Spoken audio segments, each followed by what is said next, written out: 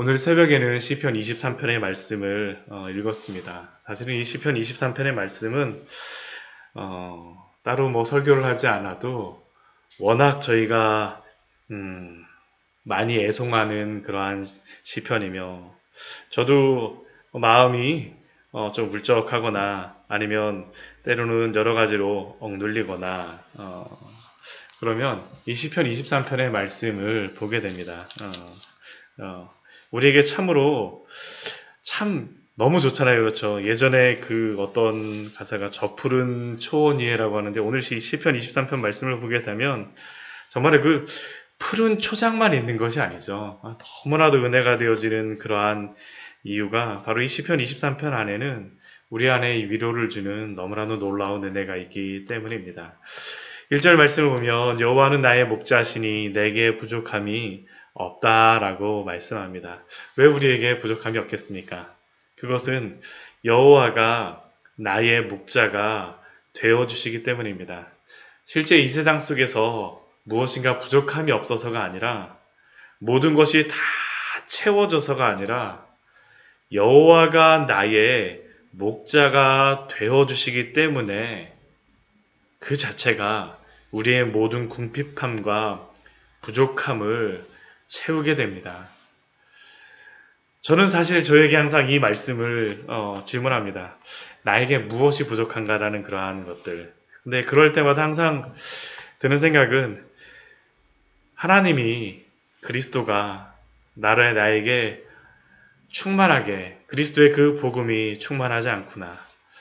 에덴 동산에서 떠난 우리 인간은 하나님의 부재를 그 어떤 것으로도 채울 수가 없지 않습니까? 그것을 채울 수 있는 유일한 것은 바로 하나님입니다. 여호와가 나의 목자가 되어 주실 때 우리의 영혼은 채워질 수 있습니다. 그리고 여호와가 나의 목자가 되어 주신다라는 것, 그것은 어떤 의미가 있겠습니까? 우리 2절 말씀 보면 또 우리에게 이렇게 말씀하지 않습니까? 그가 나를 푸른 풀밭에 누이시며 쉴 만한 물가로 인도하시는도다. 그 푸른 풀밭에 여호와가 목자가 되어 주시기 때문에 그 무엇보다도 우리의 마음은 채워질 수가 있죠. 근데 그 목자 되어주시는 그 분께서 또 우리를 푸른 풀밭으로 쉴 만한 물가로 우리를 인도하여 주십니다. 이사야서 55장 1절 말씀은 우리에게 이렇게 말씀합니다. 오라 너희 모든 목마른 자들아 물로 나아오라. 돈 없는 자도 오라. 너희는 와서 사 먹되 돈 없이 값 없이 와서 먹고 마시라 라고 말씀합니다. 값 없이 와서 포도주와 젖을 사고 먹고 마시라 라고 우리에게 말씀하죠. 이사야서 55장 1절 말씀에서 목마른 자들이 오라라고 말씀하고 돈 없는 자도 오라라고 말씀하시는데 참 이게 이 말씀을 볼 때마다 재미있는 것이 와서 사 먹으라고 말씀하시죠. 와서 사 먹으라고. 근데 사 먹으라고 말씀하시는데 돈이 없어도 된다라고 말씀하시죠. 어떻게 돈 없는 자가 와서 어떻게 사 먹을 수가 있겠습니까? 그것은 우리 하나님께서 우리 주 예수 그리스도를 통하여서 모든 값을 치루어 주셨기 때문이죠. 푸른 풀밭, 쉴만한 물가가 그냥 가서 우리가 먹을 수 있고 마실 수 있는 것은 그분을 목자로 따르기만 하면 값이 다 치루어졌다라는 겁니다. 우리 요한복음 10장 말씀에 보게 되면 예수님께서 그렇게 말씀하시지 않습니까? 나는 선한 목자라. 선한 목자는 양들을 위하여 목숨을 버리거니와. 예수님께서 자기 목숨을 버려서 값을 다 치루어 주셨기 때문에 우리가 푸른 풀밭, 쉴 만한 물가에서 먹고 마실 수 있는 줄 믿습니다. 그 하나님께 우리가 어떻게 해야 됩니까? 돌아가야 됩니다. 돌아가야 되죠. 우리가 해야 될 것은 다른 게 아니라 목자 되신 그분이 인도하시는 대로 따르고 목자 되신 그분께 돌아가는 겁니다. 우리 3절 말씀을 보면 내 영혼을 소생시키시고 라고 말씀합니다. 내 영혼을 소생시키시고. 여기서 소생시킨다라는 그 의미를 제가 이 소생하고 소성하고 이게 헷갈려갖고 이게 원어적인 의미를 한번 찾아봤었는데, 이 소생시키 앞에서도 우리 소성이라는 단어가 나왔었고 우리 지금 소생이라는 단어가 나왔는데요. 이게 원어적으로 보니까 똑같더라고요. 이게 소생시킨다는 의미가 뭐냐면, 오늘 말씀에서 이 단어가 뭐냐면 돌아온다라는 의미입니다. 돌아온다. 슈브입니다. 슈브. 그러니까 우리의 영혼이 살아나는 방법, 우리의 영혼이 회복되는 방법은, 우리는 푸른 풀과 쉴만한 물가 그것만 있으면 된다라고 하지만 사실은 더 근본적인 것은 무엇이냐면 여호와께 돌아오게 되면 소생된다는 겁니다. 그분께 돌아오면 무엇이 있습니까? 푸른 풀밭과 쉴만한 물가가 우리에게 있습니다. 그래서 우리 영혼이 회복되는 것은 다른 게 아닙니다. 하나님께 돌아오는 것이죠. 돌아오게 되면 소생시키신다라고 하나님이 약속해 주시는 겁니다. 이게 바로 죄인들에게, 또한 우리에게 약속해 주시는 그 약속 아닙니까? 돌아오라, 돌아오라. 돌아오면 부족함이 없고, 돌아오기만 하면 푸른 풀밭과 쉴만한 물가에서 마음껏 값이 치러진 그곳에서 우리에게 먹고 마실 수 있다라고 약속하여 주십니다. 근데 그 이유가 무엇입니까? 우리 3절 우리 뒤에 보게 되면 그 이유를 이렇게 말씀하십니다. 자기 이름을 위하여 의의 길로 인도하시는도다. 자기 이름을 위하여 의의 길로 인도하시는도다. 우리는 이렇게 푸른 풀밭과 쉴만한 물가로 인도하여 주시고 우리를 소생시켜 주시는 그 이유를 우리에게 무엇이 있어서라고 많이 생각하지 않습니까? 우리가 사랑받을 만하니까, 우리가 구원받을 만하니까, 우리는 그것을 다 먹고 마실 수 있어. 그러나 성경은 그렇게 말씀하지 않습니다. 자기 이름을 위하여, 자기 이름을 위하여, 하나님께서 자기의 이름을 위하여서 하나님께서 값없이 먹고 마실 수 있도록 우리에게 말씀하여 주셨습니다. 우리가 성경에서 이것을 계속 말씀하여 주시지 않습니까? 하나님께서는 자기 이름을 위하여서 우리를 거룩하게 하여 주시고 자기 이름을 위하여서 우리를 구원하여 주시는 것입니다. 우리가 에스겔서 36장 말씀을 보게 되면 36장 21절 말씀을 보게 되면 이렇게 말씀합니다. 그러나 이스라엘 족속이 들어간 그 여러 나라에서 더럽힌 내 거룩한 이름을 내가 아꼈노라. 하나님은 그 이름을 얼마나 아끼시는지 모릅니다. 오늘 말씀도 자기 이름을 위하여 우리를 구원하여 주시고 자기 이름을 위하여 우리를 또한 소생시키시고 자기 이름을 위하여 우리를 먹이시고 입히신다라고 우리에게 약속합니다. 그래서 하나님께서는 자기 이름을 위하여 그 구원하신 성도들을 의의 길로, 그 풍요로운 길로 우리를 인도하여 주시는 줄 믿습니다. 그러나 때때로 우리에게는 우리 4절 말씀 보면 사망의 음침한 골짜기가 우리에게 있을 때도 있죠. 우리가 사망의 음침한 골짜기를 다닐 때도 있다는 겁니다. 제가 이스라엘에서 실제로 다 광야에 한번 이렇게 갔다가 무엇을 봤었냐 하면,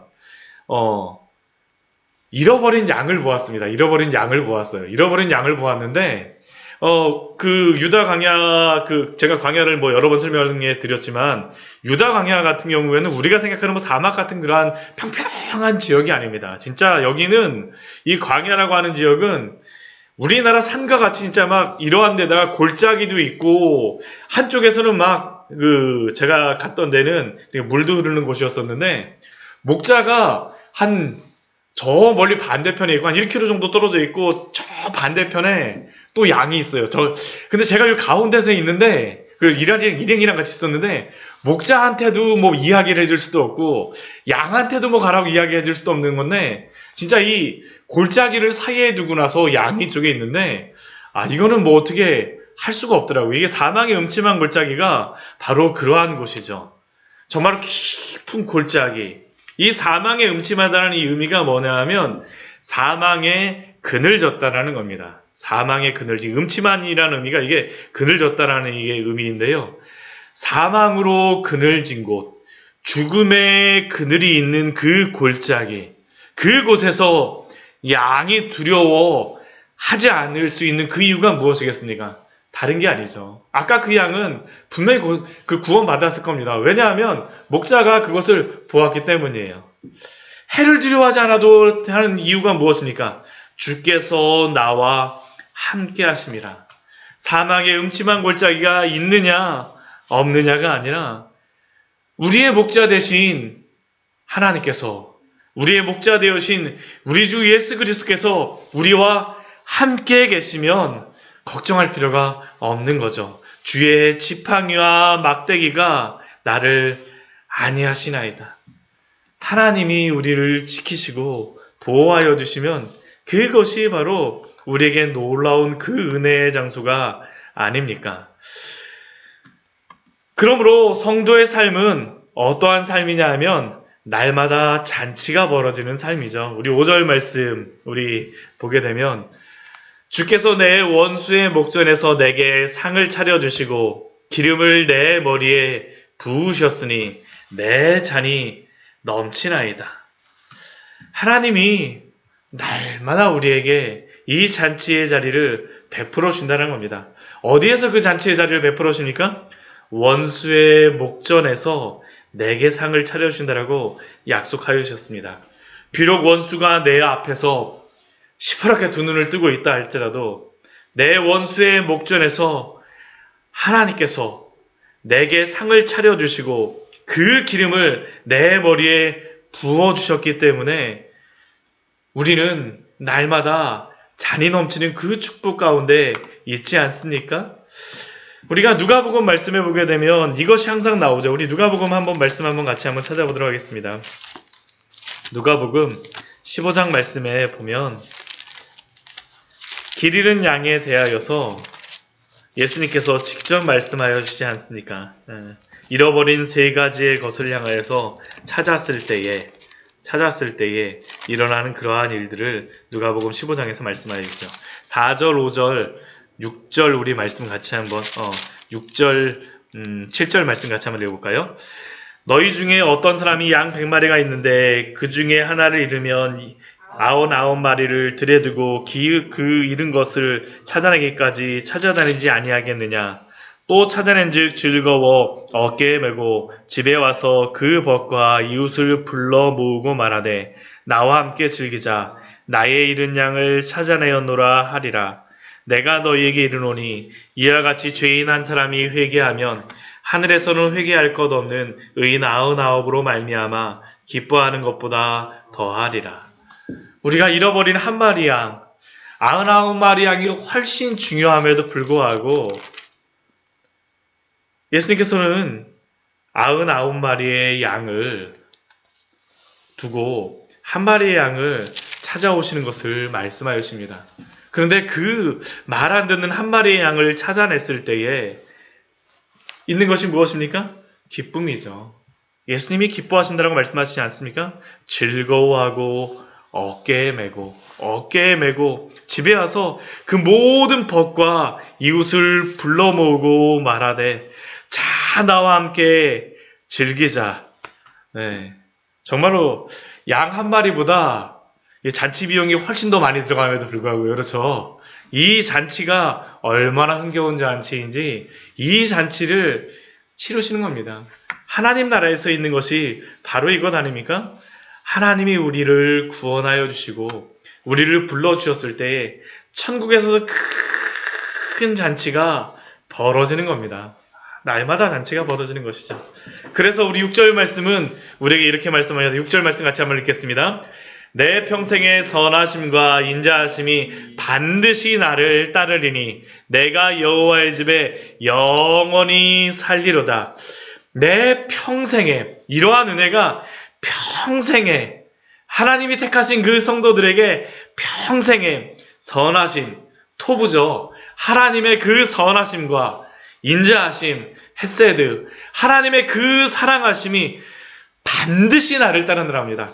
반드시 나를 따르니 우리는 여호와의 집에 영원히 살게 하신다라고 우리에게 말씀하여 주십니다. 왜 그렇습니까? 여호와가 나의 목자가 되어 주시기 때문입니다. 여호와가 우리의 목자가 되어 주시기 때문에 우리를 이렇게 구원하여 주시는 것이죠.